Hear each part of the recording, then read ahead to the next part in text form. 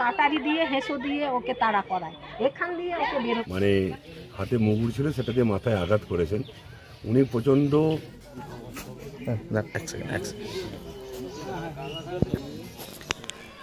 বলাগড়ের খামারগাছি কাদামঘুটু গ্রামে বৃদ্ধাকে মুগুর মেরে খুন, অভিযুক্ত প্রতিবেশীকে মারধর করে পুলিশে দিল গ্রামবাসীরা।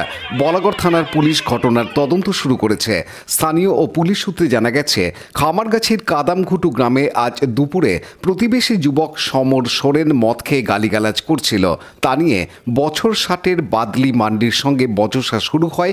বচসার মাঝে মুগুর দিয়ে আঘাত করে সমর। আহত বৃদ্ধাকে তুলে জিরাট আহমেদপুর গ্রামীণ হাসপাতালে নিয়ে যায় গ্রামবাসীরা। সেখানে মৃত্যু হয় তার। খবর পেয়ে বলাগড় থানার পুলিশ গ্রামে পৌঁছায়। হুগলি গ্রামীণ পুলিশের DSP crime Abhijit Sinha Mahapatra, CI Magra Soumen Biswas ঘটনাস্থলে যান। অভিযুক্ত সমরকে উদ্ধার করে জিরাট হাসপাতালে নিয়ে যাওয়া হয়। গ্রামবাসীদের অভিযোগ, এর আগে সমর গ্রামের অনেকের সঙ্গেই অশান্তি করেছে। গ্রামে সালিশি করে তাকে সাবধান করা হয়েছিল, কিন্তু মদ খেয়ে অশান্তি করা বন্ধ হয়নি। কলে জল নেওয়া, বাড়ির পাশ দিয়ে যাতায়াত করা নিয়ে বৃদ্ধার সঙ্গেও হয়। আজ বৃদ্ধা সেই অশান্তির বলি হলো। ঘটনার পর থমথমে ওই আদিবাসী গ্রাম। পুলিশ পিকেট বসানো হয়েছে, ঘটনাস্থল ঘিরে রাখা হয়েছে। ডিএসপি অভিজিৎ সিনহা মহাপাত্র জানান, একটা ঘটনা হয়েছে হামজানপুর কাদামঘুটু গ্রামে। এক যুবক মদ্যপ ছিল, সে ঝামেলা করছিল। বৃদ্ধাকে কাঠের মুগুর দিয়ে মাথায় মারে, মহিলা পড়ে যায়, তাকে আবার মারে। প্রত্যক্ষদর্শীরা ছাড়ানোর চেষ্টা করেন। মহিলাকে উদ্ধার করে জিরাট হাসপাতালে নিয়ে যাওয়া হয়। অভিযুক্তকে আটক করা হয়েছে, সে হাসপাতালে চিকিৎসায় আছে।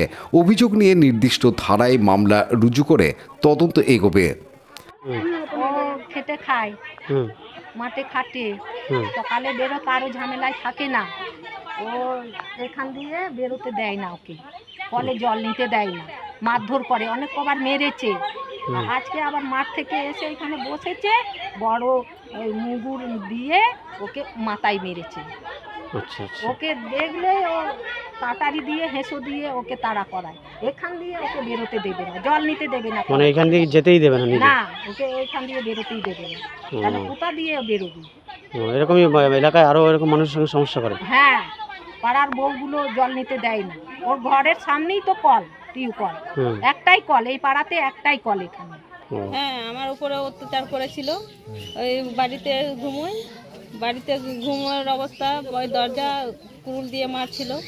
আবার কাস্তেও ধরেছিল, কাস্তে গিয়ে ওই বেড়াগুলো সব ভেঙে দিয়েছিল।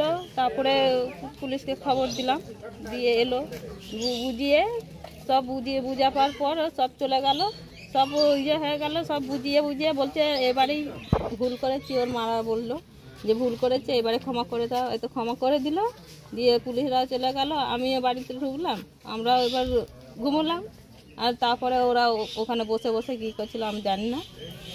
হয়তো সকালবেলা দেখছি বেড়া ফেরা সব, আমরা তো বাড়ি থেকে বেশি বেরোইনি।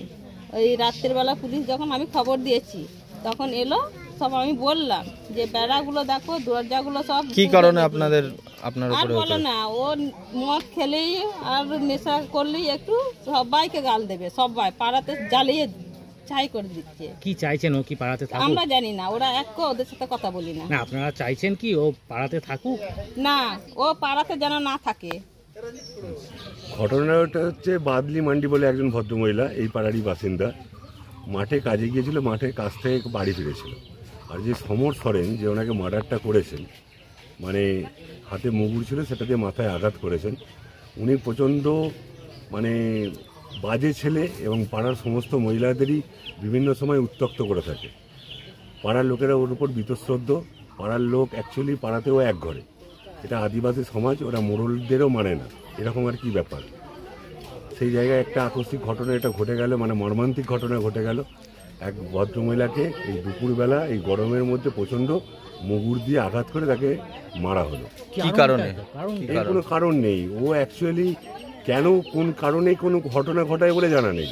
মানে ও যদি কলতলায় চানও করতে যায়, কোনো মহিলাকে সেখানে চান করতে যেতে দেবে না, শুধু মহিলা বলে না, কোনো পুরুষকেও চান করতে যেতে দেবে না, এই এরকমভাবেই থাকে। বাদলি মান্ডিলের সঙ্গে মঙ্গলের কি কোনো সম্পর্ক আছে? না, কোনো সম্পর্ক নেই, কেউ হয় না। পারিবারিক কোনো সম্পর্ক নেই? কোনো সম্পর্ক নেই। ওর পারিবারিক যে যাদের সাথে পাড়ার সাথে যারা প্রতিবেশী তাদের কারোর সাথেই ওর কোনো সম্পর্ক নেই। এই মুহূর্তে গ্রেপ্তার হয়েছে এবং আমরা গ্রামবাসীর তরফ থেকে প্রশাসনের কাছে এটা দাবি করেছি। আমিও একটা প্রশাসনের পার্ট, আমি এখানে সকাল থেকেই আছি। ঘটনাটা ঘটার পর থেকে যাকে আঘাত করেছিল তাকে নিয়ে আমি হসপিটালেও গিয়েছিলাম। সে মারা যাওয়ার পর আমি আবার সেখান থেকে এসে এখানে উপস্থিত হয়েছি, কারণ গ্রামবাসীরা সবাই রেগে গিয়েছিল প্রচণ্ড, যাতে সবাইকে বোঝালাম যাতে ওদের পরিবারের উপর কেউ কিছু না করে। প্রশাসন যখন এখানে উপস্থিত আছে, ডিএসপি ক্রাইম সাহেব এসে উপস্থিত হয়েছেন, সিআই সাহেব আছেন, এনারা এসেছেন, এনারা যাতে আইনত ব্যবস্থা নিতে পারে এবং ও যেন অন্তত ওনার কম করে সাজাটা যাবজ্জীবন কারাদণ্ড বা যাতে ফাঁসির সাজা শোনায়, তার জন্য যা যা প্রস্তুতি আছে সেগুলো করা হচ্ছে, যেগুলো স্টেপ নেওয়া সেগুলো করা হচ্ছে। এবং গ্রামবাসী যারা আই উইটনেস আছে তারা দেখেছে, তারাও সাক্ষীদান করছেন। আপনার নাম? কি নাম? আমার নাম অরিজিৎ দাস, আমি এখানকার উপপ্রধান জামালপুর গ্রাম পঞ্চায়েত। আর আমি